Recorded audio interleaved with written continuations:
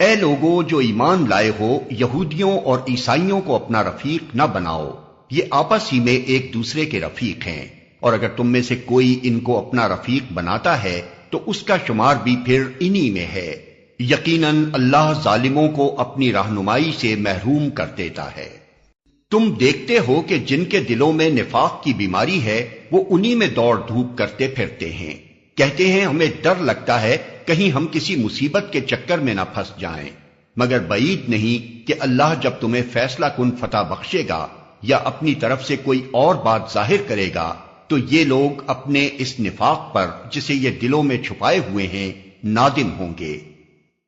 اور اس وقت اہل ایمان کہیں گے کیا یہ وہی لوگ ہیں جو اللہ کے نام سے کڑی کڑی قسمیں کھا کر یقین دلاتے تھے کہ ہم تمہارے ساتھ ہیں؟